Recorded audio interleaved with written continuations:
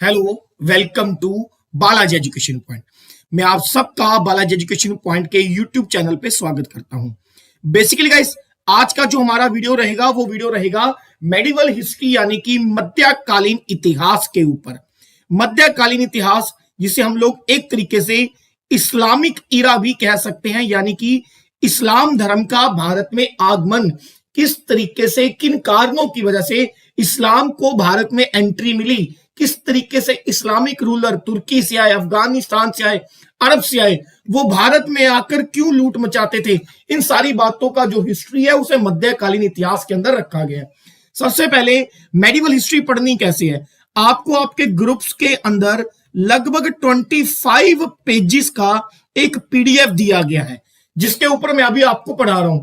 इन 25 पेजों के पीडीएफ को आपको प्रिंट आउट या फोटोकॉपी ले लेना है और अपने सामने रख लेना है। जितनी बातें मैं एक्स्ट्रा बताऊं उसको लिखते रहना है। क्या क्या क्वेश्चन बन सकता है, जितना मैं आपको हिस्ट्री में पढ़ा रहा हूं इतना ही कर जाओ, कोई भी क्वेश्चन इससे बाहर नहीं आएगा, ये मेरी आपको गारंटी है। क्लियर? तो चलिए शुरुआत करते हैं। मेडिवल हिस्ट्री यानी कि मध्यकालीन इतिहास। मध्यकालीन इतिहास की शुरुआत होती है 712 एडी से। 712 एडी से क्यों शुरुआत होती है? अरब से एक लुटेरा, इन्वेजन कह लो, एक तरीके का आक्रमणकारी कह लो, भारत के अंदर हमला करता है जिसका नाम है मोहम्मद बिन कासिम। तो सबसे पहला क्वेश्चन, भारत के ऊपर फर्स्ट अरब इन्वेजन कब हुआ, या भारत के ऊपर पहला इस्लामिक इन्वेजन कब हुआ? तो भारत के ऊपर पहला इस्लामिक इन्वेजन हुआ 712 एडी में। ठीक है, बहुत सारी मैं कहानियां बताऊंगा, हिस्ट्री याद ही तभी होती है। देखिए, अरब के एक खलीफा थे। खलीफा कौन होते हैं? मुस्लिम रिलीजन में खलीफा बोल लो या इंग्लिश में कैलिफेट बोल देते हैं। खलीफा कौन होते हैं? जो मुसलमान धर्म के मुखिया होते हैं, उन्हें हम लोग खलीफा कहते हैं। तो उस समय अरब के एक खलीफा थे जिनका नाम था अल हजाज बिन यूसुफ। अल हजाज बिन यूसुफ।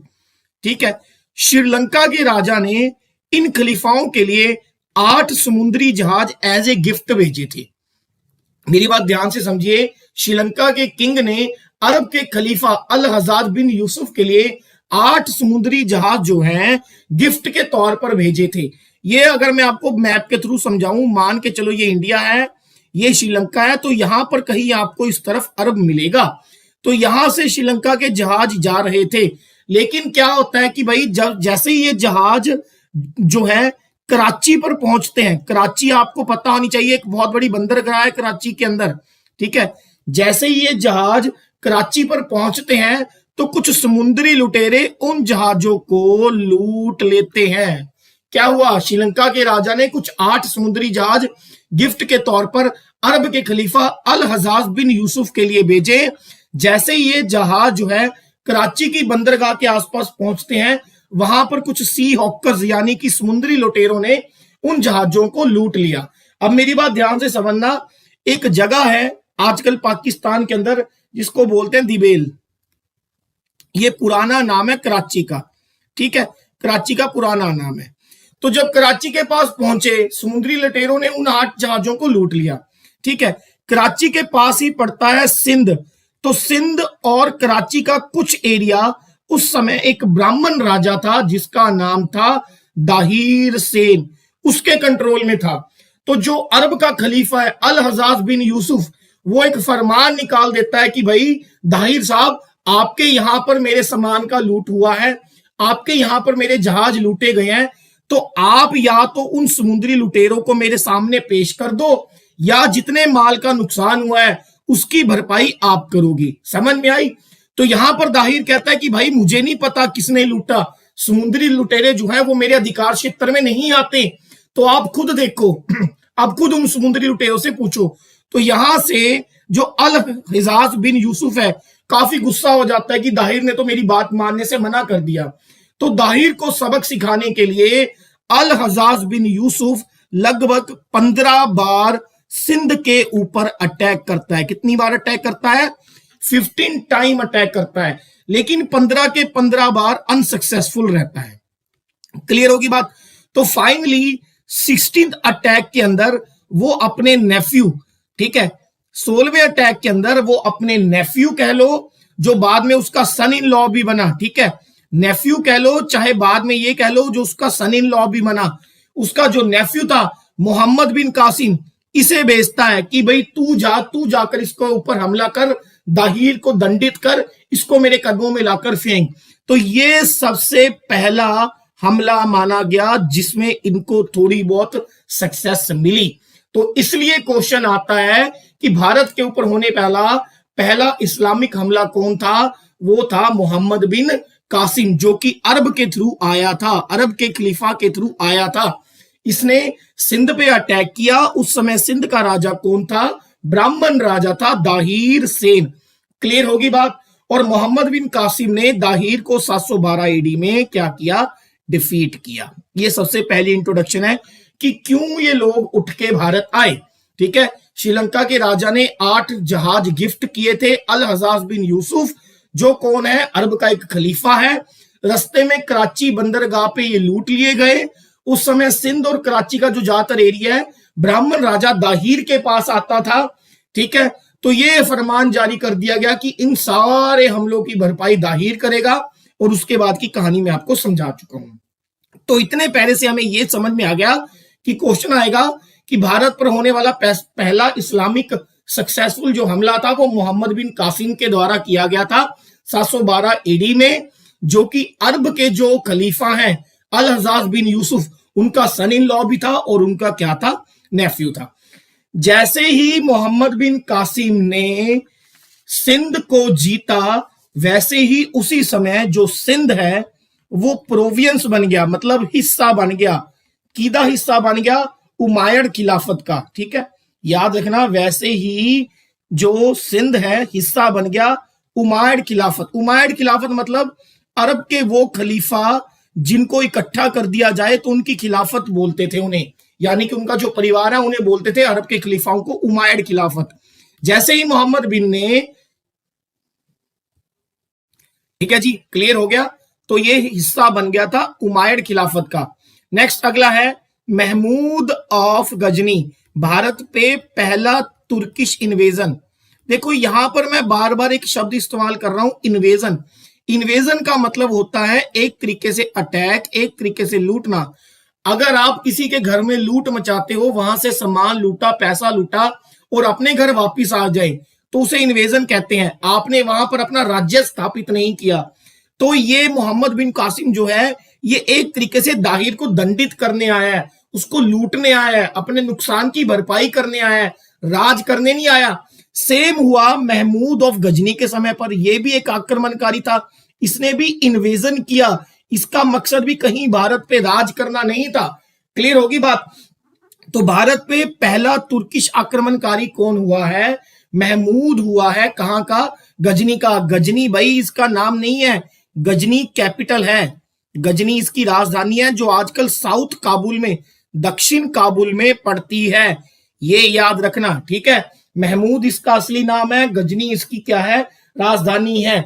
लगभग 998 एडी से लेकर 1030 तक ये गजनी का राजा रहा है। क्लियर, 998 एडी से लेकर 1030 तक ये गजनी का राजा रहा है।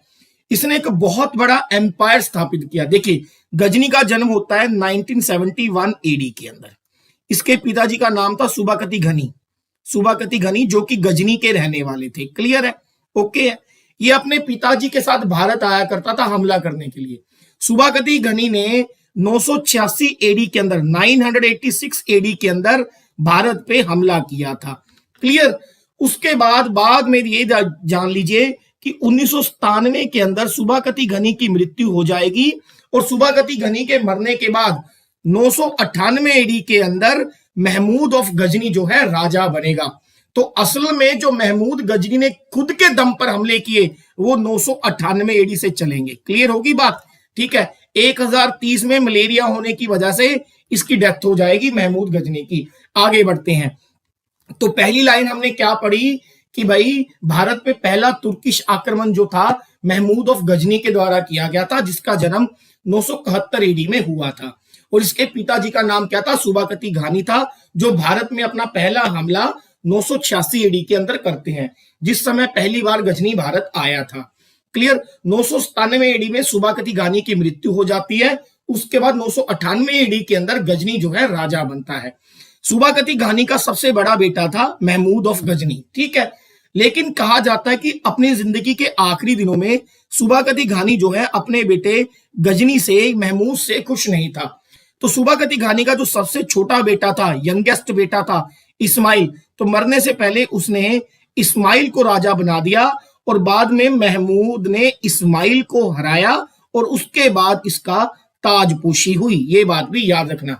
क्लियर। नेक्स्ट यहां पर लिखा है कि चाहे महमूद जो था उसका सबसे बड़ा सन था, किसका? सुबाकती घानी का। बट सुबाकती घानी अपनी जिंदगी के आखिरी दिनों के अंदर खुश नहीं था गजनी से, महमूद से खुश नहीं था। तो उसने क्या किया? अपने बेटे इस्माइल को, जो उसका सबसे छोटा बेटा था, उसे राजा बना दिया। कहां का? गजनी का। बाद में महमूद यानी कि जिसको हम गजनी कहते हैं, उसने अपने सबसे छोटे भाई को डिफीट किया और गजनी का क्या बन बैठा? राजा बन बैठा।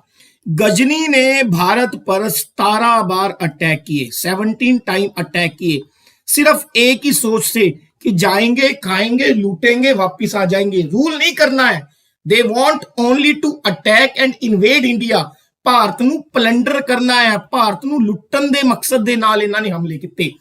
1000 ਏਡੀ ਤੋਂ ਲੈ ਕੇ, ਗੱਲ ਧਿਆਨ ਚ ਰੱਖਣੀ ਹੈ, 1000 ਏਡੀ ਤੋਂ ਲੈ ਕੇ लगभग 1027 एडी तक गजनी ने भारत पे 17 बार अटैक किया। ये क्वेश्चन आता है कि महमूद ऑफ गजनी ने भारत पर कितनी बार हमले किए? तो उसने भारत पे 17 बार हमले किए और पहला हमला 1000 एडी से शुरू हुआ।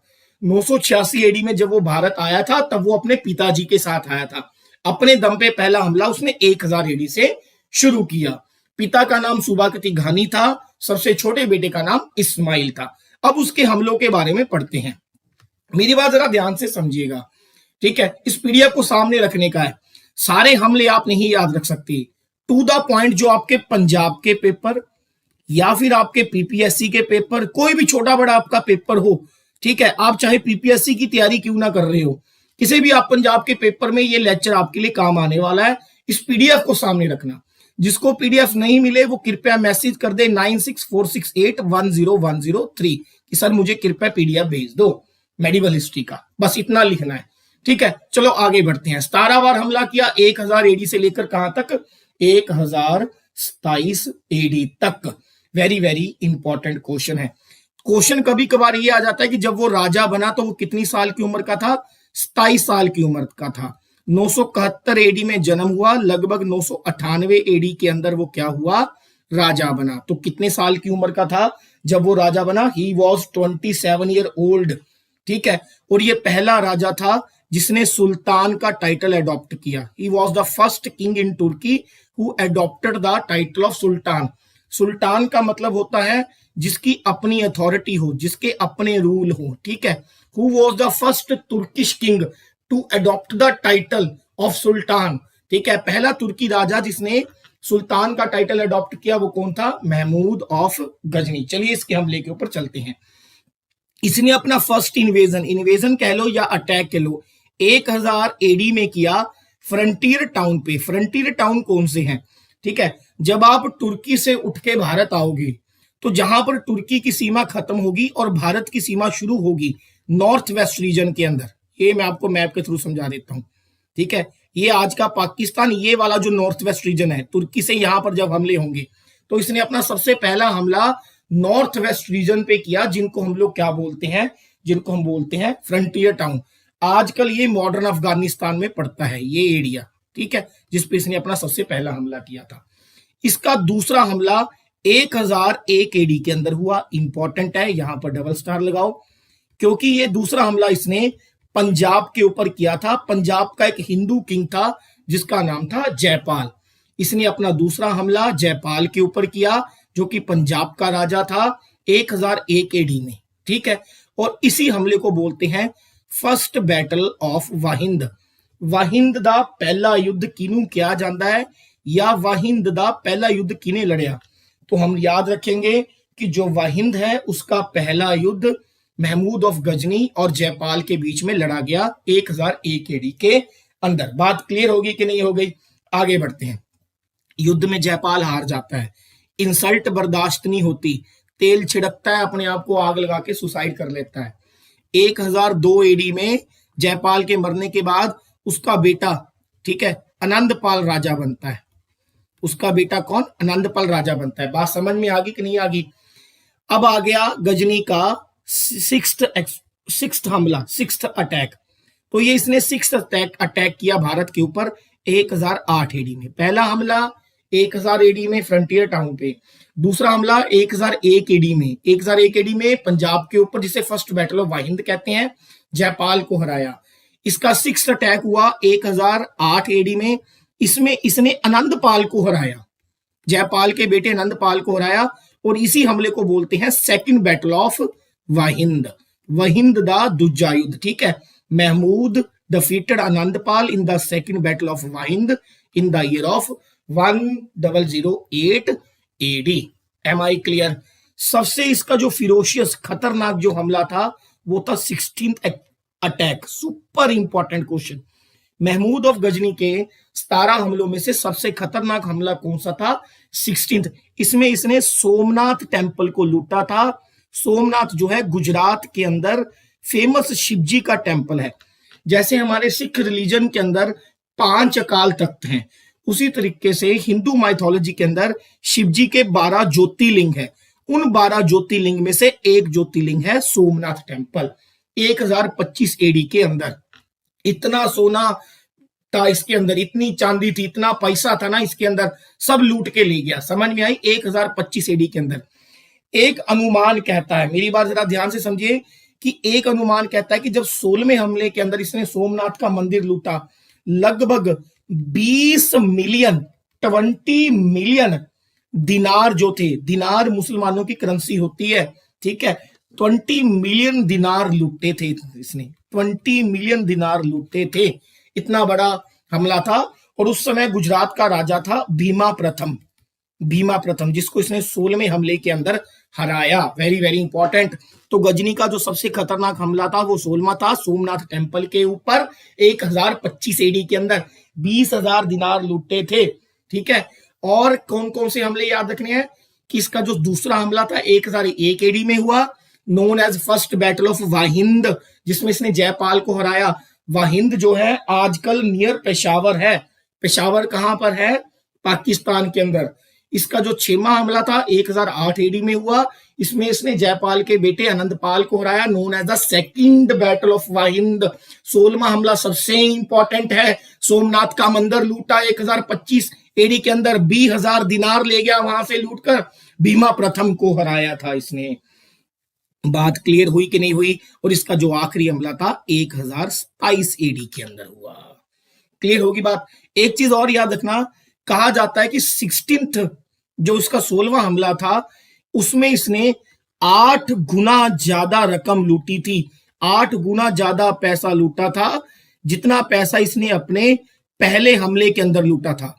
ठीक है, पहले हमले के अंदर इसने जितना पैसा लूटा था उससे 8 गुना ज्यादा पैसा इसने 16वें हमले में सोमनाथ टेम्पल में लूटा था। बात क्लियर हुई कि नहीं हुई? ठीक है, कोई डाउट होएगा तो पर्सनल मैसेज करके पूछ लेने का है। नेक्स्ट आगे बढ़ देते हैं, वेरी वेरी इंपॉर्टेंट है। कुछ और हमले भी बता देता हूं, ये 4 तो आपको घोल के पीने हैं। एक आपको हमला और याद रखना, 1007 एडी में इसने हमला किया था बठिंडा पे। याद रख सकते हो तो रख लो, नहीं तो ऊपर वाले 4 तो याद रखने हैं। First battle of Waihind, second battle of Waihind, Somnath का मंदिर लूटा, पहला अटैक कहां पे किया। ठीक है, 1018 एडी में जो मेरे को इंपॉर्टेंट लग रहे हैं अपने को, वो लिखवा देता हूं। 1018 में मथुरा पे लूटा। ठीक है, मथुरा पे अटैक किया। लगभग 1015 में इसने कश्मीर पे अटैक किया, ये भी जरूरी है याद रखना। 1015 में लगभग इसने किस पे अटैक किया? कश्मीर पे अटैक किया। वेरी वेरी इंपॉर्टेंट है, याद रखिएगा इस बात को। नेक्स्ट, और इसके अलावा एक और याद रख लो, 1023 एडी में, 1015 में कश्मीर में, 1023 एडी में इसने अटैक किया था ग्वालियर पे। 1023 एडी में इसने अटैक किया था ग्वालियर पे। क्लियर होगी बात? ओके हो गया बात। अब क्वेश्चन आता है कि गजनी दे हमले दा मेन ऑब्जेक्टिव की सी, क्यों आया गजनी भारत दे विच? ठीक है, मोटे मोटे तौर ते याद रखना, गजनी दे हमले दा भारत दे उत्ते अटैक करन दे देर बार उक्का पुक्का 5 रीजन। ठीक है, 5 ਰੀਜ਼ਨ ਸੀਗੇ ਗਜਨੀ ਦੇ ਹਮਲੇ ਦੇ ਭਾਰਤ ਦੇ ਉੱਤੇ ਅਟੈਕ ਕਰਨ ਦਾ। ਪਹਿਲਾ ਰੀਜ਼ਨ ਕੀ ਸੀ ਗਜਨੀ ਦੇ ਭਾਰਤ ਦੇ ਉੱਤੇ ਅਟੈਕ ਕਰਨ ਦਾ? ਕਿ ਭਾਰਤ ਦੇ ਉੱਤੇ ਇੰਨੀ ਜ਼ਿਆਦਾ ਦੌਲਤ ਹੈ, ਉਸ ਸਮੇਂ ਭਾਰਤ ਨੂੰ ਸੋਨੇ ਦੀ ਚਿੜੀ ਕਹਿੰਦੇ ਸੀ, ਤਾਂ ਇਹ ਚਾਹੁੰਦਾ ਸੀ ਮੈਂ ਅਕਮੂਲੇਟ ਕਰ ਲਾਂ, ਇਕੱਠੀ ਕਰ ਲਾਂ ਭਾਰਤ ਦੀ ਜਿੰਨੀ ਵੀ ਵੈਲਥ ਹੈ, ਭਾਰਤ ਚੋਂ ਜਿੰਨਾ ਵੀ ਪੈਸਾ ਇਕੱਠਾ ਹੋ ਸਕਦਾ ਇਕੱਠਾ ਕਰ ਲਾਂ। ਇਹ ਇਹਦਾ ਪਹਿਲਾ ਮਕਸਦ ਸੀ ਗਜਨੀ ਦਾ। ਦੂਸਰਾ ਸੀ ਕਿ ਭਾਰਤ ਦੇ ਵਿੱਚ ਇਸਲਾਮ ਧਰਮ ਨੂੰ ਸਪਰੈਡ ਕਰਨਾ, ਸਪਰੈਡ ਦਾ ਇਸਲਾਮ ਰਿਲੀਜਨ ਨੂੰ ਸਪਰੈਡ ਕਰਨਾ। ਤੀਸਰਾ ਕੀ ਸੀ? ਇਹ ਸੈਂਟਰਲ ਏਸ਼ੀਆ ਦੇ ਵਿੱਚ, ਤੁਰਕੀ ਜਿਹੜਾ ਸੈਂਟਰਲ ਏਸ਼ੀਆ ਦੇ ਵਿੱਚ ਆਉਂਦਾ ਹੈ, ਠੀਕ ਹੈ, ਇਹ ਤੁਰਕੀ ਤੋਂ ਉੱਠ ਕੇ ਆਇਆ ਸੀ, ਮੱਧ ਏਸ਼ੀਆ ਦੇ ਵਿੱਚ ਆਪਦੇ ਸਿੰਘਾਸਨ ਨੂੰ, ਆਪਦੇ ਕਿੰਗਡਮ ਨੂੰ ਸਟਰੋਂਗ ਕਰਨਾ ਚਾਹੁੰਦਾ ਸੀ। ਇਹ ਚਾਹੁੰਦਾ ਸੀ ਵੀ ਮੱਧ ਏਸ਼ੀਆ ਦੇ ਵਿੱਚ ਸਭ ਤੋਂ ਵੱਡਾ ਸਿੰਘਾਸਨ, ਸਭ ਤੋਂ ਵੱਡਾ ਦਰਬਾਰ ਮੇਰਾ ਹੋਵੇ, ਠੀਕ ਹੈ। ਚੌਥਾ, ਜਿਹੜੇ ਰਾਜਪੂਤ ਰੂਲਰ ਸੀਗੇ, ਸੀ, ਉਹਨਾਂ ਦੀ ਜਿਹੜੀ ਯੂਨਿਟੀ ਸੀ ਉਹ ਵੀਕ ਸੀ। ਇਹ ਤੋਂ ਇਹ ਪਤਾ ਚੱਲਿਆ ਕਿ ਜਿਹੜੇ ਰਾਜਪੂਤ ਰੂਲਰ ਨੇ ਉਹਨਾਂ 'ਚ ਏਕਤਾ ਨਹੀਂ ਹੈਗੀ। ਮਿੰਟ 'ਚ ਆਇਆ ਕੋਈ ਬਾਹਰੋਂ ਬੰਦਾ ਹਰਾ ਕੇ ਤੁਰ ਗਿਆ, ठीक है, 17 बार, एक बार हराएगा, 2 बार हराएगा, 17 बार लूट के चला गया। और 5वां इंपैक्ट गजनी के हमलों का क्या निकला? इससे ये पता चला कि जो राजपूत थे वो स्मॉल किंगडम, छोटे छोटे हिस्से च बंटे हुए सी, इकट्ठे नहीं सी, ठीक है। क्लियर होगी बात? नेक्स्ट अगली चीज आप क्या याद रखेंगे, वापिस चलते हैं, यहां पर सारा हो गया क्लियर। गजनी जो है, गजनी के दरबार में 3 कोर्ट पोइट थे, वेरी वेरी इंपॉर्टेंट। सबसे पहला सुपर इंपॉर्टेंट वो है फिरदौसी, यहां पर FIRDAUSI आएगा, फिरदौसी। ये एक पर्शियन भाषा में लिखने वाला पोइट था। इसकी बहुत ही फेमस बुक है शाहनामा, इसने पर्शियन में लिखी थी। शाहनामा बहुत इंपॉर्टेंट बुक है। पर्शियन शाहनामा जो है ये एक पोइम है, माना जाता है दुनिया की सबसे लंबी पोइम मानी जाती है शाहनामा का बेसिक मतलब होता है बुक ऑफ किंग्स, राजिया दी किताब, बुक ऑफ किंग। यदि इसी काबलियत करके फिरदौसी नूं होमर ऑफ ईस्ट कहा जाता है। हुण क्वेश्चन उठता है कि सर होमर कौन है? होमर एक बहुत वधिया पोइट होया है ग्रीस दा, पुराने टाइम दे विच ग्रीस दा बहुत वधिया पोइट होया है। तो इनू कंपेयर किया जाता है भी भाई तू तो होमर है, ईस्ट का, पूरब का होमर कहा जाता है इसे, ठीक है। जिवें अजकल आपां कह दिंदे भी विराट कोहली सचिन तेंदुलकर है जी अज दे टाइम दा, उसी तरीके नाल इनू होमर कहा गया, किथे दा? ईस्ट दा। बात क्लियर हुई कि नहीं हुई? शाहनामा पर्शियन भाषा में लिखा गया था, जिसमें ज्यादातर ईरान के राजाओं की कहानी मिलती है, इसे बुक ऑफ किंग्स भी कहते हैं। अगला इसके दरबार में कोर्ट पोइट था एल्बरूनी, वेरी वेरी इंपॉर्टेंट, ठीक है। एल्बरूनी भी एक बढ़िया स्कॉलर था। इसकी एक बुक याद रखना, तहरीक-ए-हिंद बस तहरीक-ए-हिंद, ये याद रखना। और ये पहला मुस्लिम था जिसने भारत में आकर पुराण पढ़ने शुरू करे, ठीक है।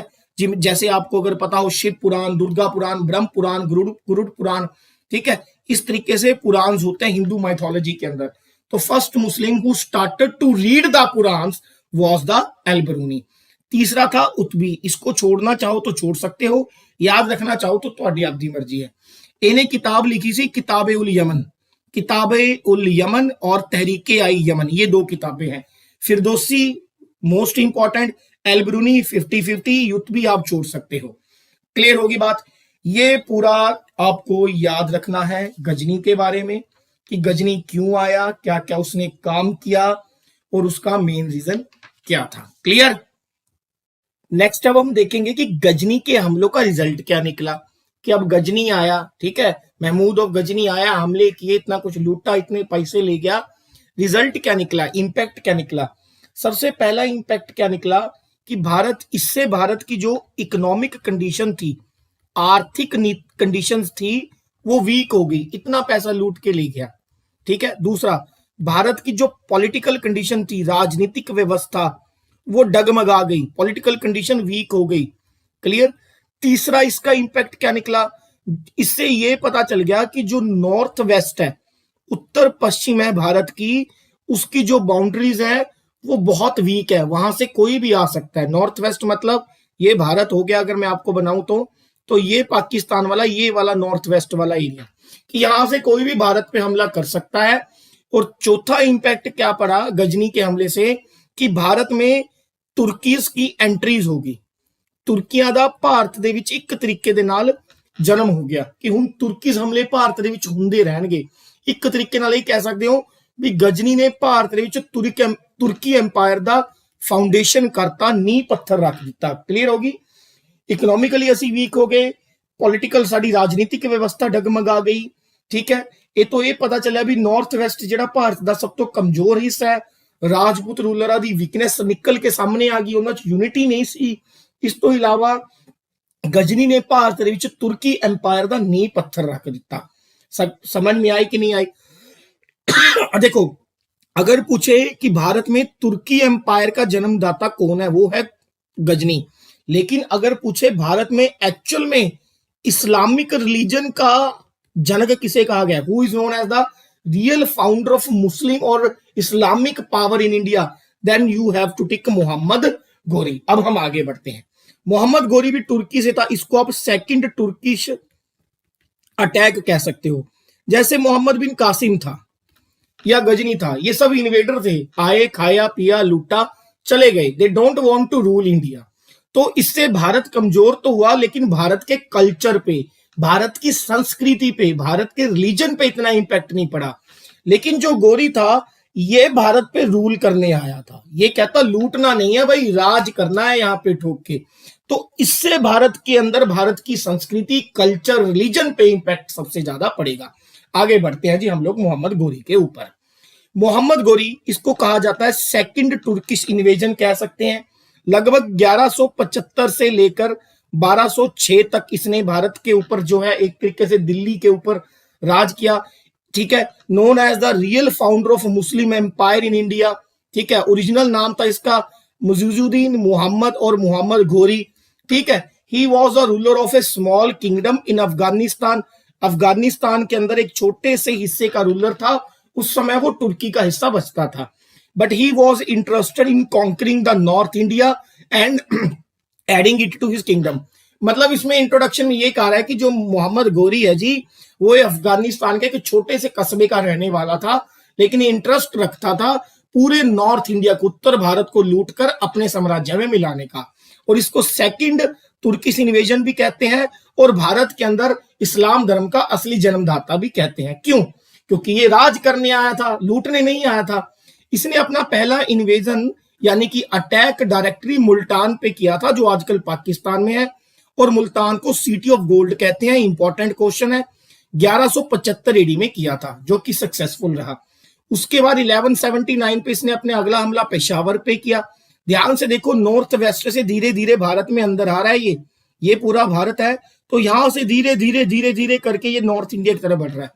1182 में इसने अपना हमला सिंध पे किया और सिंध को कैप्चर कर लिया। 1185 में इसने अपना हमला सियालकोट में किया और 1186 में पंजाब में। इन हमलों में से हम 2 हमले याद रखेंगे अगर रख सकते हो। एक तो पहला हमला इसने 1175 में किया मुल्तान पे, जिसको सिटी ऑफ गोल्ड बोलते हैं, और एक 1186 पे किया पंजाब के अंदर। क्लियर हो गया? अब प्रॉब्लम क्या है? ठीक है, थोड़ी सी कहानी समझाता हूं, जरा ध्यान से समझना। एक राजपूत राजा है जिसका नाम है पृथ्वीराज चौहान। ये अजमेर का राजा है। अजमेर पड़ता है कहां पर? दिल्ली का। क्लियर? इसकी किसी फैमिली की वजह से, इशू की वजह से इसकी दुश्मनी है जयचंद से। जयचंद भी एक तरीके का राजपूत राजा कह लो, ब्राह्मण राजा कह लो, हिंदू राजा कह लो था।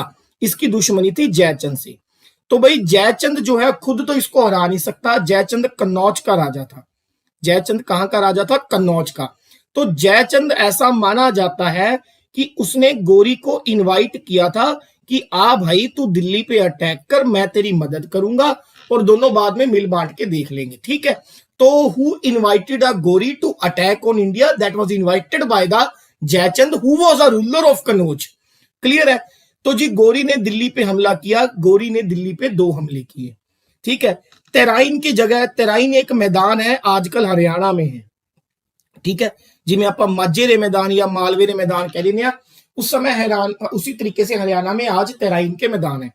तेराइन के मैदान दे विच 2 बार गोरी ते पृथ्वीराज चौहान दियां फौजां आमने सामने हुईयां। पहले हमले नूं बोलदे ने 1191 दे विच, इहनूं बोलदे ने first battle of Tarain, Prithviraj Chauhan versus Ghori दे विचकार। ਇਹਦੇ ਵਿੱਚ पृथ्वीराज चौहान जित गया ते गोरी हार गया। अगले साल फिर हमला होया उत्ते ही तेराइन दे विच, ਇਹਨੂੰ बोलदे ने सैकेंड बैटल ऑफ तेराइन। 1192 ਦੇ ਵਿੱਚ ਹੋਈ सैकेंड बैटल ऑफ तेराइन। इस बार रिजल्ट पुछा होया, ਗੋਰੀ ਜਿੱਤ ਗਿਆ ਤੇ ਪ੍ਰਿਥਵੀਰਾਜ ਚੌਹਾਨ ਹਾਰ ਗਿਆ। ਕਲੀਅਰ ਹੋ ਗਿਆ। ਪ੍ਰਿਥਵੀਰਾਜ ਚੌਹਾਨ ਜਿਹੜਾ ਹੈ ਅਜਮੇਰ ਦਾ ਰਾਜਾ ਹੈ, ਪਰ ਨਾਲ ਦੀ ਨਾਲ ਇਹਦੇ ਕੋਲੇ ਦਿੱਲੀ ਦੀ ਸੱਤਾ ਵੀ ਹੈ। ਇਹਦੀਆਂ ਦੋ ਰਾਜਧਾਨੀਆਂ ਨੇ, ਇੱਕ ਅਜਮੇਰ ਤੇ ਇੱਕ ਦਿੱਲੀ। ਅਜਮੇਰ ਤਾਂ ਇਹਨੂੰ ਆਪਦੇ ਫਾਦਰ ਸਾਈਡ ਤੋਂ ਮਿਲੀ ਹੈ, ਯਾਦ ਰੱਖਣਾ, ਅਜਮੇਰ ਇਹਨੂੰ ਇਹਦੇ ਫਾਦਰ ਸਾਈਡ ਤੋਂ ਮਿਲੀ है, दिल्ली की सत्ता ਇਹਨੂੰ ਇਹਦੀ मदर साइड तो मिली है। कहानी ज्यादा लंबी हो जाएगी इसलिए टाइम ज्यादा लग जाएगा, नहीं समझाऊंगा। अजमेर फादर साइड तो मिले है, ਜਿਹੜਾ ਦਿੱਲੀ ਹੈ ਉਹ ਮਦਰ ਸਾਈਡ ਤੋਂ ਮਿਲਿਆ। ਦੋ ਇਹਦੀ ਰਾਜਧਾਨੀਆਂ ਨੇ, ਇੱਕ ਅਜਮੇਰ ਹੈ ਤੇ ਦੂਜੀ ਕਿਹੜੀ ਹੈ, ਦਿੱਲੀ ਹੈ। ਤਾਂ ਜਿਵੇਂ ਹੀ ਗੋਰੀ ਪ੍ਰਿਥਵੀਰਾਜ ਚੌਹਾਨ ਨੂੰ ਹਰਾਊਗਾ ਤਾਂ ਇਨਡਾਇਰੈਕਟਲੀ ਤੁਸੀਂ ਇਹ ਕਹਿ ਸਕਦੇ ਹੋ ਕਿ ਗੋਰੀ ਕੋਲੇ ਅਜਮੇਰ ਵੀ ਆ ਗਿਆ ਤੇ ਗੋਰੀ ਕੋਲੇ ਕੀ ਆ ਗਿਆ, ਦਿੱਲੀ ਵੀ ਆ ਗਿਆ। ਦੋ ਲੜਾਈਆਂ ਯਾਦ ਰੱਖਣੀਆਂ ਨੇ। First battle of Tarain 1191 Prithviraj Chauhan win, Ghori defeat. Second battle of Tarain 1192 Prithviraj Chauhan lose, Ghori win. आगे बढ़ते हैं, ठीक है जी। अब जैसे ही वो दिल्ली जीता, रूल करने लगा, इसलिए गोरी को भारत के अंदर इस्लाम धर्म का, मुस्लिम रूलर का असली जन्मदाता कहा जाता है, ठीक है। Also defeat after defeated Prithviraj Chauhan, Ghori captured Delhi and Ajmer and led the foundation of Muslim rule in India. Chauhan को हराने के बाद गोरी ने दिल्ली और अजमेर कैप्चर कर लिया, जो पहले चौहान की राजधानी हुआ करते थे, और इस्लाम धर्म का फाउंडेशन कर दिया भारत के अंदर। उसके बाद मोहम्मद गोरी ने जयचंद को भी डिफीट किया। जयचंद जिसने माना जाता है इनवाइट किया, रूलर ऑफ कन्नौज, और इस बैटल को 1194 में लड़ा गया, known as battle of Chandawar. ठीक है, याद रखना है तो रख लो, छोड़ना चाहो तो छोड़ सकते हो, तराइन वाली मत छोड़ना। एक क्वेश्चन और याद रखना, गोरी का एक सेनापति था बख्तियार खिलजी, इंपॉर्टेंट है, डबल मार्क करो। बख्तियार खिलजी ने भारत की दो एंशियंट पुरानी जो यूनिवर्सिटीज हैं उनको नुकसान पहुंचाया था। एक थी विक्रमाशील यूनिवर्सिटी, ये दोनों बिहार के अंदर है, एक है विक्रमाशील यूनिवर्सिटी और दूसरी है नालंदा यूनिवर्सिटी। ये भारत की विश्व की बहुत पुरानी यूनिवर्सिटीज है, उनको तोड़ा था। तो क्वेश्चन आता है कि गोरी दे उस सेनापति, उस कमांडर, उस आर्मी हेड का नाम दसो जिन्हें भारत ਦੀਆਂ ਦੋ ਪ੍ਰਤਿਸ਼ਠਿਤ ਪੁਰਾਣੀਆਂ ਯੂਨੀਵਰਸਿਟੀਆਂ ਨੂੰ, ਮਹਾਵਿਦਿਆਲਿਆਂ ਨੂੰ ਲੁੱਟਿਆ ਸੀ, ਉਹਨੂੰ ਡਿਸਟਰੋਇਡ ਕੀਤਾ ਸੀ, ਠੀਕ ਹੈ, ਅਨੈਕਸਡ ਕੀਤਾ ਸੀ। ਇੱਕ ਹੈ ਨਾਲੰਦਾ ਤੇ ਦੂਸਰੀ ਕੌਣ ਹੈ, ਕਿਹੜੀ ਹੈ, ਵਿਕਰਮਾਸ਼ੀਲਾ यूनिवर्सिटी, ਤੇ ਨਾਮ ਕੀ ਹੈ, ਬਖਤਿਆਰ ਖਿਲਜੀ। नालंदा ਜਿਹੜੀ यूनिवर्सिटी है ਇਹ याद रखना कुमार गुप्ता ने बनवाई है, एंशियंट हिस्टरी ਦੇ ਵਿੱਚ ਪੜਾਇਆ मैं ਤੁਹਾਨੂੰ, कुमार गुप्ता ने बनवाई है। ਤੇ ਜਿਹੜੀ विक्रमाशील यूनिवर्सिटी है ਇਹ याद रखना ਇਹ बनाई है धर्मपाला ने, पाल वंश के राजा धर्मपाल ने। क्लियर होगी बात, ओके होगी बात।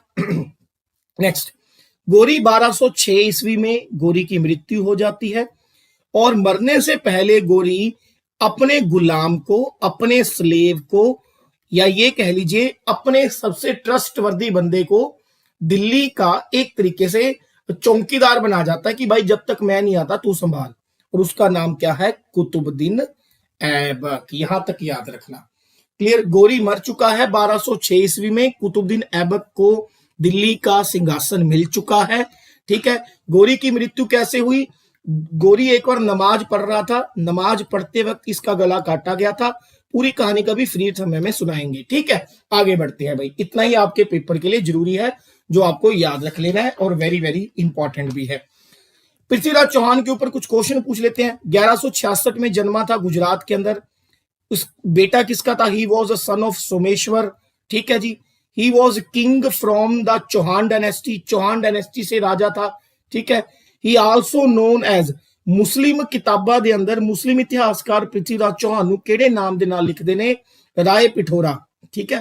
क्वेश्चन वेरी वेरी इंपॉर्टेंट है कि भाई मुसलमान इतिहासकारी किताबां ਦੇ ਵਿੱਚ पृथ्वीराज चौहान ਨੂੰ ਰਾਏ ਪਿਠੋਰਾ ਦੇ ਨਾਮ ਤੋਂ ਜਾਣਿਆ ਜਾਂਦਾ ਹੈ। पृथ्वीराज चौहान ਦੀ ਦੋ ਰਾਜਧਾਨੀਆਂ ਸੀ, ਇੱਕ ਅਜਮੇਰ ਤੇ ਦੂਸਰੀ ਦਿੱਲੀ। पृथ्वीराज चौहान ਦਾ ਇੱਕ कोर्ट पोइट ਸੀ ਜਿਹੜਾ ਇਹਦਾ बेस्ट फ्रेंड भी ਸੀ, चंद बरदई, ठीक है, चांद बरदई बोलते हैं। तो उन्हें बायोग्राफी लिखी सी पृथ्वीराज चौहान दी, ठीक है। एक होती है बायोग्राफी और एक होती है ऑटोबायोग्राफी। जब कोई बंदा अपनी जीवनी खुद लिखता है, मान लो मैं अपने ऊपर अपनी किताब खुद लिखूं तो वो ऑटोबायोग्राफी बजेगी, लेकिन जब कोई तीसरा बंदा किसी की जीवनी लिखता है तो उसको क्या बोलते हैं, बायोग्राफी। तो चांद बरदाई ने पृथ्वीराज चौहान की बायोग्राफी लिखी थी। बुक पूछ लेते हैं, पृथ्वीराज रासो, हरियाणा के तो हर एक पेपर में पूछते हैं ये किताब, पृथ्वीराज रासो। हुण ਗੋਰੀ ਮਰ ਚੁੱਕਿਆ ਹੈ 1206 ਦੇ ਵਿੱਚ, ਗਜਨੀ ਖਤਮ ਹੋ ਚੁੱਕਿਆ ਹੈ, ਪ੍ਰਿਥਵੀਰਾਜ ਚੌਹਾਨ ਖਤਮ ਹੋ ਚੁੱਕਿਆ ਹੈ। ਭਾਰਤ ਦੇ ਵਿੱਚ ਇੱਕ ਵੈਕਿਊਮ ਕ੍ਰੀਏਟ ਹੈ, ਠੀਕ ਹੈ। ਵੈਕਿਊਮ ਦਾ ਮਤਲਬ ਇੱਕ ਖਾਲੀਪਨ ਭਰ ਚੁੱਕਿਆ ਹੈ। ਉਸ ਖਾਲੀਪਨ ਨੂੰ ਇੱਕ ਤਰੀਕੇ ਦੇ ਨਾਲ ਬਾਏ ਲੱਕ ਕਹਿ ਲੋ, ਕੌਣ ਭਰ ਰਿਹਾ ਹੈ? ਕੁਤੁਬਦੀਨ ਐਬਕ ਭਰ ਰਿਹਾ ਹੈ। ਹੁਣ ਸ਼ੁਰੂਆਤ ਹੁੰਦੀ ਹੈ ਦਿੱਲੀ ਸਲਤਨਤ ਦੀ 1206 ਤੋਂ ਲੈ ਕੇ 1526 ਤੱਕ, ਲਗਭਗ 320 ਸਾਲ ਦਾ ਇਤਿਹਾਸ ਹੈ ਦਿੱਲੀ ਸਲਤਨਤ ਦਾ। ਮੈਡੀਵਲ ਹਿਸਟਰੀ ਨੂੰ ਦੋ ਹਿੱਸਿਆਂ 'ਚ ਪੜਿਆ ਜਾਂਦਾ ਹੈ, ਵੈਸੇ ਤਾਂ ਤਿੰਨ 'ਚ ਪੜਿਆ ਜਾਂਦਾ। ਪਹਿਲਾ ਇੰਟਰੋਡਕਸ਼ਨ ਜਿਹੜੀ ਆਪਾਂ ਕਰ ਚੁੱਕੇ ਹਾਂ, ਦੂਸਰਾ ਆਉਂਦਾ ਦਿੱਲੀ ਸਲਤਨਤ 1206 ਤੋਂ ਲੈ ਕੇ 1526, ਤੀਸਰਾ ਹਿੱਸਾ ਹੁੰਦਾ ਮੁਗਲ ਐਮਪਾਇਰ 1526 ਤੋਂ ਲੈ ਕੇ ਆਖਰੀ ਰਾਜੇ ਦੀ ਮੌਤ 1862 ਦੇ ਵਿੱਚ ਹੋਈ ਸੀ, ਬਹਾਦਰ ਸ਼ਾਹ ਸੈਕਿੰਡ ਜਾਂ ਬਹਾਦਰ ਸ਼ਾਹ ਜ਼ਫਰ ਦੀ ਰੰਗੂਨ ਦੇ ਵਿੱਚ, ਠੀਕ ਹੈ। ਹੁਣ ਮੇਰੀ ਗੱਲ ਧਿਆਨ ਨਾਲ ਸੁਣੋ ਕਿ ਜਿਹੜਾ ਕੁਤੁਬਦੀਨ ਐਬਕ ਹੈ ਉਹ ਗੁਲਾਮ ਹੈ ਕਿਹਦਾ? ਗੋਰੀ ਦਾ। ਤਾਂ ਕਿੱਥੇ ਦਾ ਰਾਜਾ? ਦਿੱਲੀ ਦਾ। ਤਾਂ ਇਸ ਲਈ ਜਿਵੇਂ ਹੀ ਗੋਰੀ ਮਰਿਆ ਦਿੱਲੀ ਦੇ ਵਿੱਚ ਕੁਤੁਬਦੀਨ ਐਬਕ ਦੀ ਜੈ ਜੈਕਾਰ ਸ਼ੁਰੂ ਹੋ ਗਈ। ਤਾਂ ਇਸ ਲਈ ਕੁਤੁਬਦੀਨ ਐਬਕ ਨੇ ਦਿੱਲੀ ਦੇ ਉੱਤੇ ਕਿਹੜੇ ਵੰਸ਼ ਦੀ ਸ਼ੁਰੂਆਤ ਕੀਤੀ? स्लेव वंश दी, also known as Ilbari dynasty. Ilbari dynasty क्यों कहते हैं ये भी समझाऊंगा। आल्सो नोन एज मामलुक वंश, ठीक है। स्लेव वंश, स्लेव डायनेस्टी, गुलाम वंश या इलबारी डायनेस्टी भी कहते हैं।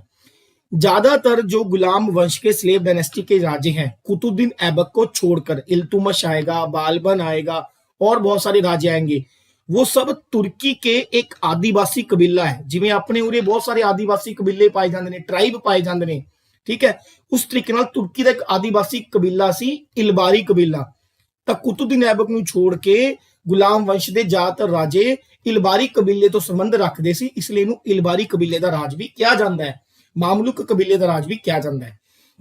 क्वेश्चन आता है दिल्ली सल्तनत जिहड़ी है किन्ने साल दी है? 1206 तो 1526। 1526 ਦੇ ਵਿੱਚ पानीपत की पहली लड़ाई होगी, जिहदे मुगल पहला राजा बाबर जिहड़ा आ लोधी वंश के आखिरी राजा इब्राहिम लोधी नूं हरा दूगा, डिफीट कर दूगा, उत्थों मुगल वंश शुरू हो जाऊगा, ठीक है। तो भाई दिल्ली सल्तनत में 5 डायनेस्टियों का राज रहा है, स्लेव डायनेस्टी, खिलजी, तुगलक, सैयद और लोधी।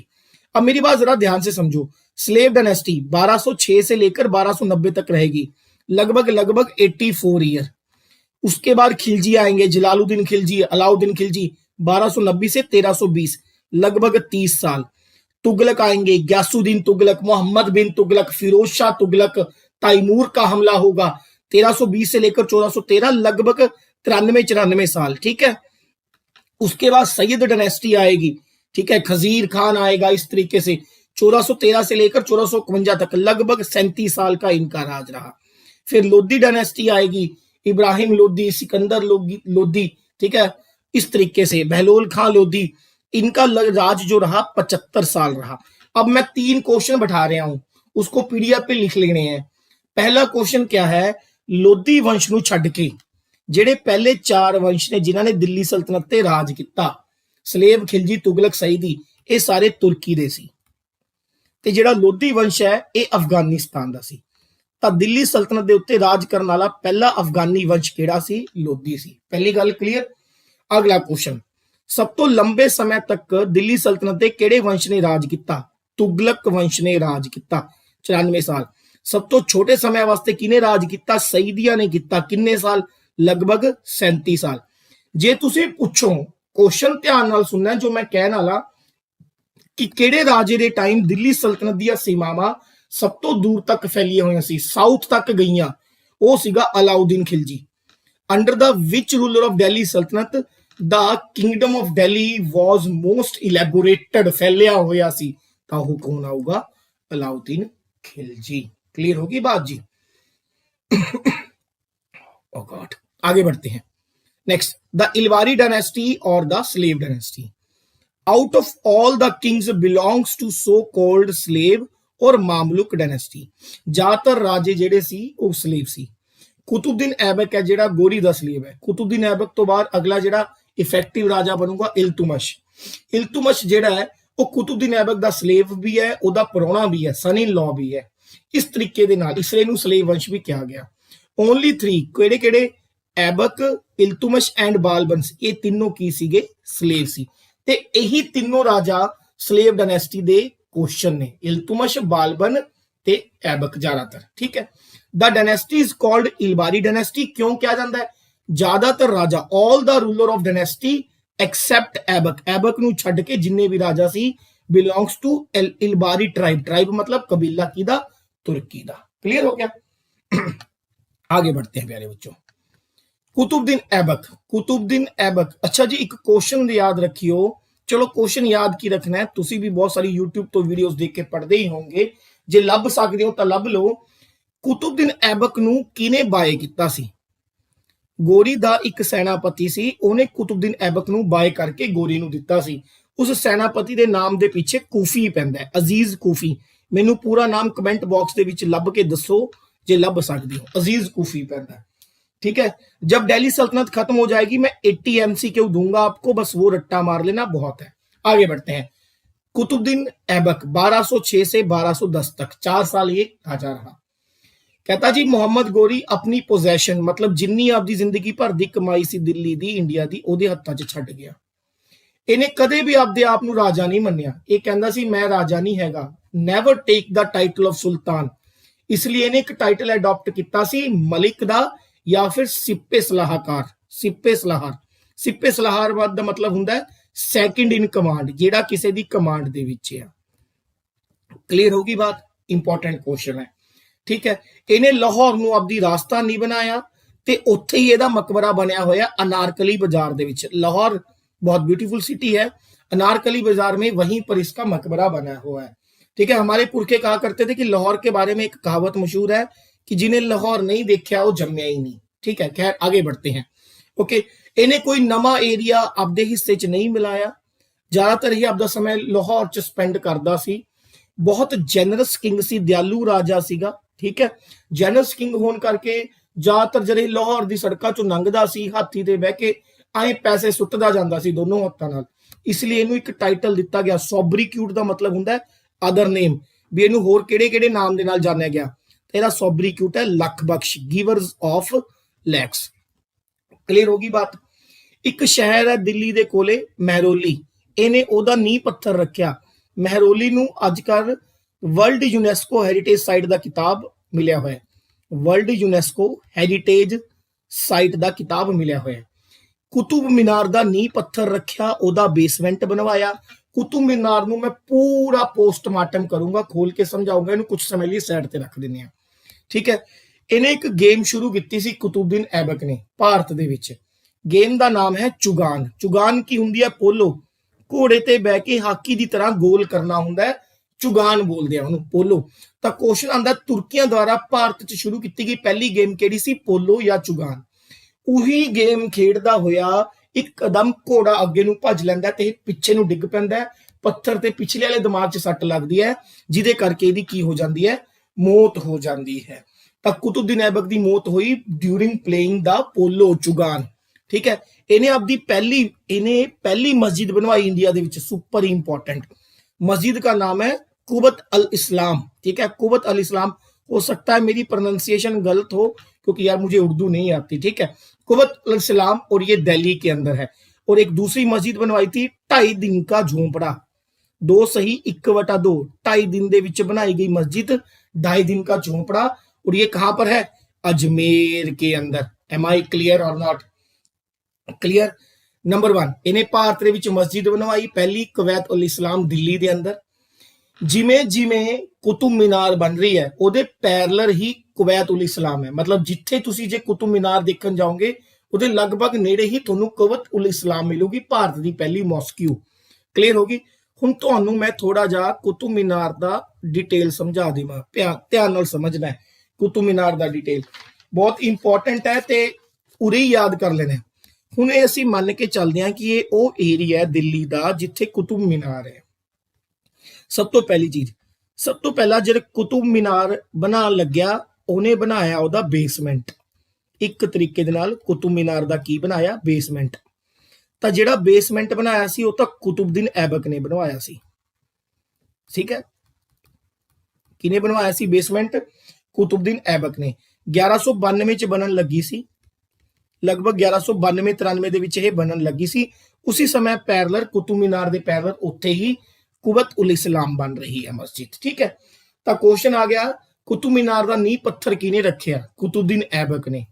ਹੁਣ ਲੋਕਾਂ ਨੂੰ ਲੱਗਦਾ ਵੀ ਕੁਤੁਬ ਮੀਨਾਰ ਇਸ ਲਈ ਕਿਹਾ ਜਾਂਦਾ ਕਿਉਂਕਿ ਕੁਤੁਬਦੀਨ ਐਬਕ ਨੇ ਬਣਵਾਈ। ਗਲਤ। ਉਸ ਸਮੇਂ ਇੱਕ ਸੂਫੀ ਸੰਤ ਹੋਇਆ ਕਰਦੇ ਸੀ, ਸੂਫੀ ਸੰਤ ਦਾ ਨਾਮ ਸੀ ਖਵਾਜਾ ਕੁਤੁਬਦੀਨ ਬਖਤਿਆਰ ਕਾਕੀ। ਉਹਨਾਂ ਦੇ ਨਾਮ ਦੇ ਉੱਤੇ ਨੇ ਕੁਤੁਬ ਮੀਨਾਰ ਦਾ ਨਾਮ ਰੱਖਿਆ ਸੀ। ਬੇਸਮੈਂਟ ਕਿਹਨੇ ਬਣਵਾਇਆ? ਕੁਤੁਬਦੀਨ ਐਬਕ ਨੇ। ਕਿਹਦੇ ਨਾਮ ਤੇ ਨਾਮ ਰੱਖਿਆ? ਖਵਾਜਾ ਕੁਤੁਬਦੀਨ ਬਖਤਿਆਰ ਕਾਕੀ 1192-93 ਚ। ਇਸ ਤੋਂ ਪਹਿਲਾਂ ਕਿ ਇਹ ਅੱਗੇ ਬਣਵਾ ਪਾਂਦਾ, ਠੀਕ ਹੈ, ਇਹਦੀ ਡੈਥ ਹੋ ਗਈ। ਉਸ ਤੋਂ ਬਾਅਦ ਇਹਦਾ ਗੁਲਾਮ ਆਊਗਾ ਇਲਤੁਮਸ਼। ਇਲਤੁਮਸ਼ ਨੇ 3 ਬਿਲਡਿੰਗਾਂ ਐਡ ਕਰਵਾਈਆਂ, ਮਤਲਬ 3 ਬਿਲਡਿੰਗਾਂ ਬਣਵਾ ਕੇ ਕੁਤुब मीनार का निर्माण कार्य पूरा करवाया। ठीक है, क्वेश्चन आऊगा कि कुतुब मीनार का निर्माण कार्य कंप्लीट किसने करवाया? तो आप लिखेंगे इल्तुतमिश। ठीक है, लेकिन इसमें भी एक ट्विस्ट है। इल्तुतमिश ने लगभग 1220 के अंदर इसे कंप्लीट करवाया था, ये याद रखना। ठीक है, इसके बाद वैसे आपको पता होनी चाहिए कुतुब मीनार में 5 बिल्डिंग है। चौथी बिल्डिंग ते 5वीं बिल्डिंग जिहड़ी है वो फिरोज शाह तुगलक ने ऐड करवाई सी। चौथी ते जिहड़ी 5वीं बिल्डिंग है वो फिरोज शाह तुगलक ने ऐड करवाई सी लगभग 1368 दे विच, ये याद रखना। हुण तुसीं क्वेश्चन पूछोगे कि सर तुसीं कह रहे हो भी इल्तुतमिश ने कुतुब मीनार का निर्माण कार्य कंप्लीट करवाया, उरे तां फिरोज शाह तुगलक भी आ गया। जिहड़ा एक्चुअल दे विच नक्शा कुतुबुद्दीन ऐबक बना के गया सी, ਉਹ ਜਿਹੜਾ ਸੀ ਉਹਦੇ ਵਿੱਚ 3 ਬਿਲਡਿੰਗ ਸੀ, ਉਹਨੂੰ ਇਲਤੁਤमिश ने पूरा करवाता। आपको हाइपोथेटिकली स्पीकिंग कल मैं कुतुब मीनार के ऊपर जाके एक होर बिल्डिंग बनवा दा, एक होर फ्लोर बना दा, तो ਇਹਦਾ मतलब ਇਹ ਤਾਂ ਨਹੀਂ ਵੀ कुतुब मीनार ਦਾ निर्माण कार्य जतिन सिंगला ने पूरा करवाया। ਜਿਹੜਾ एक्चुअल नक्शा ਸੀ ਉਹ ਤਾਂ ਉਹੀ पूरा करवा गया सी इल्तुतमिश। बाद में इस फ्लोर पे 3rd फ्लोर पर बिजली गिर जाती है, लाइटनिंग हो जाती है, तो 3rd फ्लोर थोड़ा सा टूट जाता है। तो फिरोज शाह तुगलक जो है 3रे फ्लोर का रिपेयर करवाता है और 4थे और 5वां फ्लोर क्या करवाता है? वहां पर ऐड करवाता है। ये बात आपको याद रखनी है। यहीं पर कुवैतुल इस्लाम है और यहीं पर इल्तुतमिश का मकबरा भी है। यहीं पर इल्तुतमिश का मकबरा है। कुतुब मीनार की जो हाइट है वो लगभग 72.5 मीटर दी है, या ये कह लो 239 फुट की है। ये इंस्पायर्ड है एक इमारत से, मीनारत जाम। एक, ठीक है, इधर अफगानिस्तान की तरफ एक इमारत है मीनारत जाम, उसकी कॉपी है, उससे इंस्पायर्ड है, मीनारत जाम से इंस्पायर्ड है। आगे बढ़ लेते हैं। यहां देखो 72.5 मीटर की लेंथ है, 239 फुट हाई है। इसका जो डायामीटर है जरूरत नहीं है। इंस्पायर्ड है मीनारत जाम जो कि अफगानिस्तान में, उसको देखकर इंस्पायर्ड की गई। कुतुब मीनार ने 1193 में इसका काम शुरू करवाया था। इल्तुतमिश ने 3 फ्लोर ऐड करवाए और 1368 में फिरोज शाह तुगलक ने कंस्ट्रक्ट करवाया 5th and last story, 4th and 5th last story. बात क्लियर हुई कि नहीं हुई? कुतुब मीनार का जो एंट्रेंस गेट है, ठीक है, उस एंट्रेंस गेट को बोलते हैं अलाई दरवाजा। क्या बोलते हैं? अलाई दरवाजा। इसको बनवाया था अलाउद्दीन खिलजी ने। कुतुब मीनार का जो एंट्रेंस गेट है उसका नाम है अलाई दरवाजा, उसको बनवाया था अलाउद्दीन खिलजी ने। इसी के सामने एक और बिल्डिंग है जिसको बोलते हैं अलाई मीनार। अलाई मीनार, अलाउद्दीन खिलजी जो था ना, थोड़ा सा वो मतलब साइको टाइप था। वो कहता था जी मैं तो कुतुब मीनार से ऊंची बिल्डिंग बनवाऊंगा, तो इसने इसके पैरेलल एक बिल्डिंग बनानी शुरू करी थी अलाई मीनार।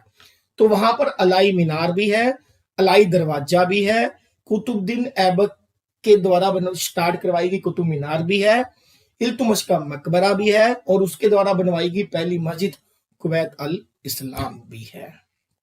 M I clear? Qutubuddin Aibak के दरबार में कुछ बुद्धिजीवी सी, कुछ राइटर सीगे। उन्हां दे विचों एक दा नाम याद रखना जरूरी है, हसन निजाम, जिन्हें एक बहुत फेमस बुक लिखी ताज उल मसीर। ठीक है, ये याद रख लो। उसके बाद एक फकीर उद्दीन है, इसने लिखी थी तहरीक आई मुबारक शाही, ये भी इंपॉर्टेंट है।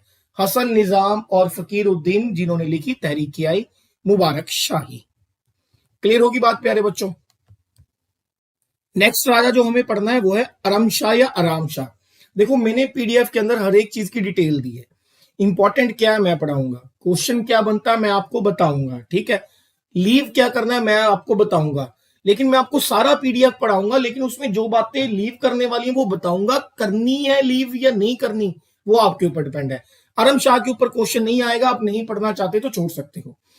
कई किताबें कहती हैं कि ये कुतुबुद्दीन ऐबक का बेटा था, गारंटी किसी के पास नहीं है। ठीक है, बहुत सारी किताबें पढ़ने के बाद मुझे लगता है कि कई जगह पर कुछ और लिखा है, कई जगह पर कुछ और लिखा है। जब अचानक से कुतुबुद्दीन ऐबक की मौत हो गई, जो दिल्ली के आमीर थे, वहां के जो पठान थे, वहां के जो मालिक थे, उन्होंने क्या किया, आनन फानन के अंदर अरम शाह को थ्रोन पे बैठा दिया, राजगद्दी पे बैठा दिया। He was a fun loving king. Fun loving दा मतलब, ठीक है, मतलब एक तरीके का अयाश राजा सी। He was a weak and worthless young man rejected by the people of Delhi. जब अरम शाह दा राज चल रहा सी, उस समय कुतुबुद्दीन ऐबक दा एक होर गुलाम सी जिहदा नाम सी इल्तुतमिश।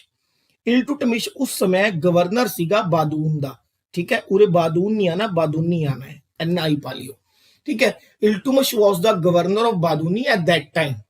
ਤਾਂ ਜਿਹੜੇ ਪਠਾਨਾਂ ਨੇ ਇਹਨੂੰ ਬਣਾਇਆ ਹੁੰਦਾ ਉਹ ਸੋਚਦੇ ਨੇ ਵੀ ਯਾਰ ਸਾਡੇ ਤੋਂ ਤਾਂ ਗਲਤੀ ਹੋ ਗਈ, ਠੀਕ ਹੈ। ਤਾਂ ਉਹੀ ਇਲਤੁਤਮਸ਼ ਨੂੰ ਚਿੱਠੀ ਲਿਖ ਕੇ ਬੁਲਾਉਂਦੇ ਨੇ ਕਿ ਆ ਜਾ ਤੂੰ ਆ ਦਿੱਲੀ ਤੇ ਅਟੈਕ ਕਰ ਤੇ ਸੱਤਾ ਸੰਭਾਲ। तो finally Iltutmish came and attack on Aram Shah and succeeded the throne. Question ज्यादा से ज्यादा इस पे ये बन सकता है कि when Aram Shah was the king of Delhi, where was the Iltutmish? Iltutmish was the governor of Badaun, that's it. Now come the Iltutmish, most powerful king of slave dynasty and also known as the real founder of slave dynasty. गुलाम वंश का असली जन्मदाता इल्तुतमिश है, ठीक है जी। Very very important.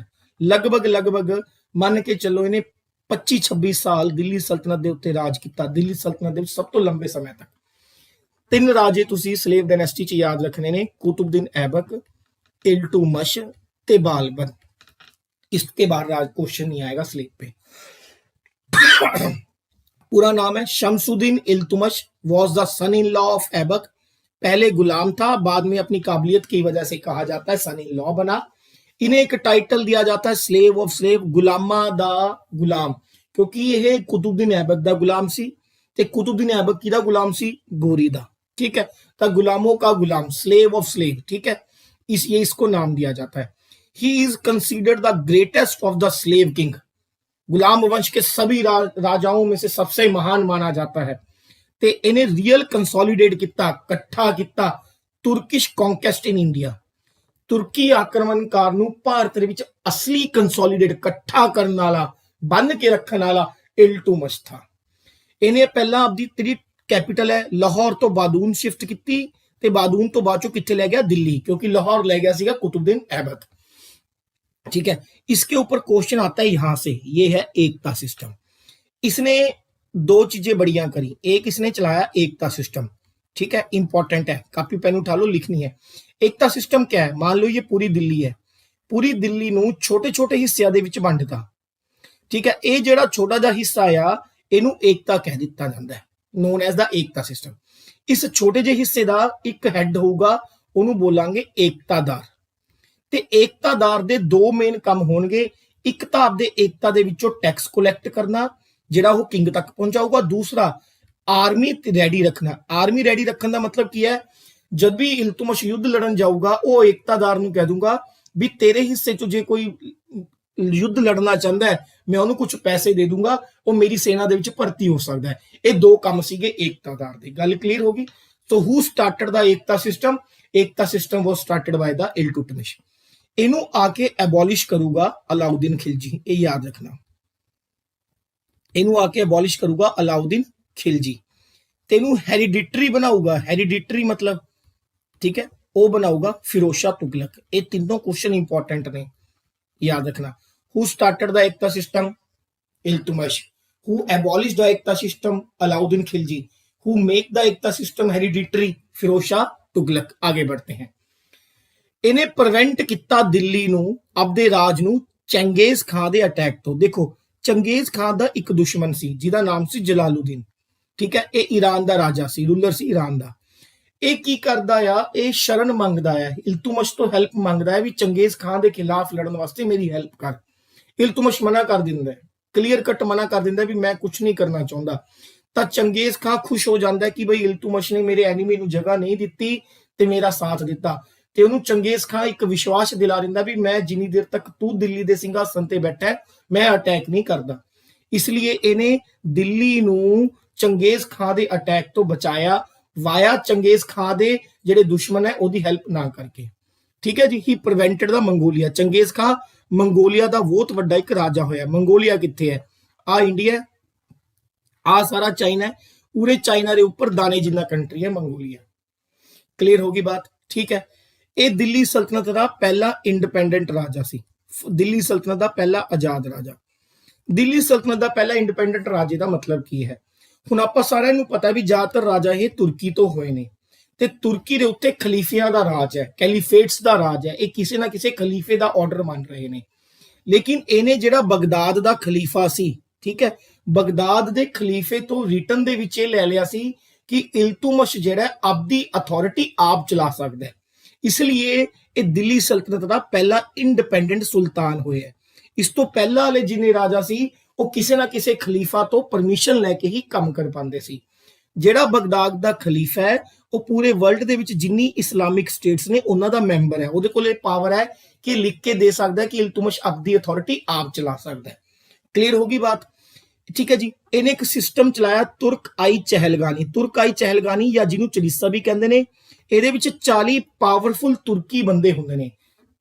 40 powerful ਤੁਰਕੀ ਬੰਦੇ ਕਹਿ ਲੋ ਜਾਂ 40 ਕੈਬਨਿਟ ਦੇ ਮੰਤਰੀ ਕਹਿ ਲੋ, ਅੱਜ ਦੇ ਟਾਈਮ ਦੇ ਵਿੱਚ ਕੈਬਨਿਟ ਮੰਤਰੀ। ਤਾਂ ਇਹਨੇ ਤੁਰਕ ਆਈ ਚਹਿਲਗਾਨੀ ਬਣਾਇਆ ਜਿਹਨੂੰ ਚਾਲੀਸਾ ਕਹਿੰਦੇ ਨੇ। 40 ਲੋਕਾਂ ਦਾ ਇੱਕ ਗਰੁੱਪ ਹੈ ਜਿਹੜੇ ਕਿ ਤੁਰਕੀ ਤੋਂ ਆਏ ਨੇ। ਠੀਕ ਹੈ। ਕਲੀਅਰ ਹੋ ਗਈ ਬਾਤ? ਬਾਅਦ ਚੋਂ ਇਹੀ ਚਾਲੀਸਾ ਇਹਦੇ ਅੰਤ ਦਾ, ਇਹਦੇ ਪਰਿਵਾਰ ਦੇ ਅੰਤ ਦਾ ਕਾਰਨ ਬਣੂਗਾ। ਏਕਤਾ ਸਿਸਟਮ ਚਲਾਇਆ, ਤੁਰਕ ਆਈ ਚਹਿਲਗਾਨੀ ਚਲਾਇਆ, ਚੰਗੇਜ਼ ਖਾਨ ਦੇ ਹਮਲੇ ਤੋਂ ਬਚਾਇਆ। ਠੀਕ ਹੈ। ਦਿੱਲੀ ਦਾ ਪਹਿਲਾ ਇੰਡੀਪੈਂਡੈਂਟ ਰਾਜਾ ਬਣਿਆ, ਸੁਲਤਾਨ ਦੀ ਪਦਵੀ ਹਾਸਿਲ ਕੀਤੀ, ਬਗਦਾਦ ਦੇ ਖਲੀਫਾ ਤੋਂ ਰਿਟਰਨ ਚ ਲੈ ਲਿਆ ਵੀ ਮੈਂ ਅਥਾਰਟੀ ਆਪਦੀ ਆਪ ਚਲਾਉਂਗਾ, ਅੱਗੇ ਵਧਿਆ। ਠੀਕ ਹੈ। ਏਕਤਾਦਾਰ ਦਾ ਕੰਮ ਤੁਹਾਨੂੰ ਦੱਸਤਾ, ਮੇਨਟੇਨ ਕਰਨਾ ਹੈ ਲਾਅ ਤੇ ਇਸ ਤੋਂ ਇਲਾਵਾ ਕਲੈਕਟ ਰੈਵਨਿਊ ਕਰਨਾ ਤੇ ਆਰਮੀ ਵਾਸਤੇ ਸੋਲਜਰਸ ਰੈਡੀ ਰੱਖਣੇ ਨੇ। ਇਹਨੇ 2 ਸਿੱਕੇ ਚਲਾਏ। ਕੁਐਸਚਨ ਆਉਂਦਾ ਹੈ ਕਿ ਭਾਰਤ ਦੇ ਵਿੱਚ ਪਹਿਲੇ ਪਿਓਰ ਅਰੈਬਿਕ ਕੁਆਇਨ ਕਿਹਨੇ ਚਲਾਏ? ਤਾਂ ਪਹਿਲੇ ਪਿਓਰ ਅਰੈਬਿਕ ਕੁਆਇਨ ਇਲਤੁਤਮਸ਼ ਨੇ ਚਲਾਏ। ਸਿਲਵਰ ਟੰਕਾ ਤੇ copper jital. Very very important. ਠੀਕ ਹੈ। Very very important. ਇਲਤੁਤਮਸ਼ ਨੇ ਇੱਕ ਮਕਬਰਾ ਬਣਵਾਇਆ ਸੀ ਸੁਲਤਾਨ ਘਰੀ ਦਾ। ਸੁਲਤਾਨ ਘਰੀ ਇਹਦਾ ਬੇਟਾ ਆ। ਠੀਕ ਹੈ। ਤਾਂ ਮੰਨਿਆ ਜਾਂਦਾ ਹੈ ਭਾਰਤ 'ਚ ਬਣਨ ਵਾਲਾ ਪਹਿਲਾ ਮਕਬਰਾ ਹੈ ਇੱਕ ਤਰੀਕੇ ਦਾ ਮਾਡਰਨ ਮਕਬਰਿਆਂ ਚੋਂ। ਇਸ ਲਈ ਇਹਨੂੰ ਫਾਦਰ ਆਫ ਟੌਮ ਬਿਲਡਿੰਗ ਕਹਿੰਦੇ ਨੇ। ਮਕਬਰਿਆਂ ਦੀ ਬਿਲਡਿੰਗਾਂ ਦਾ ਜਨਮਦਾਤਾ ਕਿਹਨੂੰ ਕਿਹਾ ਗਿਆ ਹੈ? ਇਲਤੁਤਮਸ਼ ਨੂੰ ਕਿਹਾ ਗਿਆ। ਕਲੀਅਰ ਹੋ ਗਈ ਬਾਤ? ਇਸ ਤੋਂ ਇਲਾਵਾ ਇਹਨੇ ਹੋ ਜਾਈ ਸ਼ਮਸ਼ੀ ਬਣਾਇਆ ਸੀ। ਮੈਂ ਤੁਹਾਨੂੰ ਰਿਟਨ ਦੇ ਵਿੱਚ ਦਿਨਾ, ਤੁਹਾਨੂੰ ਐ ਦੱਸਦਾ ਹੋਊਗਾ ਵੀ ਹੋ ਜਾਈ ਸ਼ਮਸ਼ੀ ਹੈ। ਕੋਈ ਲੱਭ ਕੇ ਦਿਖਾਏ ਵੀ ਹੋ ਜਾਈ ਸ਼ਮਸ਼ੀ ਕੀ ਹੈ? ਹੋ ਜਾਈ ਸ਼ਮਸ਼ੀ ਇੱਕ ਤਰੀਕੇ ਦੇ ਨਾਲ ਵਾਟਰ ਕਲੈਕਟ ਕਰਨ ਵਾਲਾ ਇੱਕ ਜਗ੍ਹਾ ਜਿੱਥੇ ਪਾਣੀ ਇਕੱਠਾ ਕੀਤਾ ਜਾਂਦਾ ਹੈ। ਇਲਤੁਤਮਸ਼ ਲਿਖਦਾ ਹੈ ਆਪਦੀ ਕਿਤਾਬ ਦੇ ਵਿੱਚ ਕਿ ਇੱਕ ਦਿਨ ਪ੍ਰੋਫਿਟ ਮੁਹੰਮਦ, ਠੀਕ ਹੈ, ਪ੍ਰੋਫਿਟ ਮੁਹੰਮਦ ਕੌਣ ਨੇ? ਮੁਸਲਿਮ ਰਿਲੀਜਨ ਦੇ, ਇਸਲਾਮ ਧਰਮ ਦੇ ਫਾਊਂਡਰ, ਵੀ ਉਹਦੇ ਸੁਪਨਿਆਂ ਦੇ ਵਿੱਚ ਆਉਂਦੇ ਨੇ ਤੇ ਉਹਨਾਂ ਨੂੰ ਇੱਕ ਬਿਲਡਿੰਗ ਬਣਾਉਣ ਦਾ ਹੁਕਮ ਦਿੰਦੇ ਨੇ ਉਹਨਾਂ ਦੇ ਨਾਮ ਤੇ। ਉਸ ਬਿਲਡਿੰਗ ਦਾ ਨਾਮ ਹੈ ਹੋ ਜਾਏ ਸ਼ਮਸ਼ੀ। ਇਹ ਇੱਕ ਤਰੀਕੇ ਨਾਲ ਮੰਨ ਲਓ ਇਸ ਤਰੀਕੇ ਨਾਲ ਮੈਦਾਨ ਹੈ, ਵਿੱਚ ਇੱਕ ਬਿਲਡਿੰਗ ਬਣੀ ਹੋਈ ਹੈ ਜਿਹਦੇ ਚਾਰੋਂ ਪਾਸੇ ਪਾਣੀ ਕਲੈਕਟ ਕੀਤਾ ਹੋਇਆ ਹੈ, ਉਹਨੂੰ ਬੋਲਦੇ ਨੇ ਹੋ ਜਾਏ ਸ਼ਮਸ਼ੀ। ਔਰ ਇਹ ਮਹਿਰੌਲੀ ਦੇ ਵਿੱਚ ਬਣਾਈ ਹੋਈ ਹੈ। ਕਲੀਅਰ? ਨੈਕਸਟ, ਮਹਿਰੌਲੀ ਕਿਹਨੇ ਬਸਾਇਆ ਸੀ? ਕੁਤੁਬਦੀਨ ਐਬਕ ਨੇ। ਉੱਪਰ ਆਪਾਂ पढ़ के आया कि ही फाउंडेड द महरौली। क्लियर होगी बात? ये रहा। ओके। और इल्तुतमिश ने महरौली के अंदर हो जाए शमशी बनवाया है।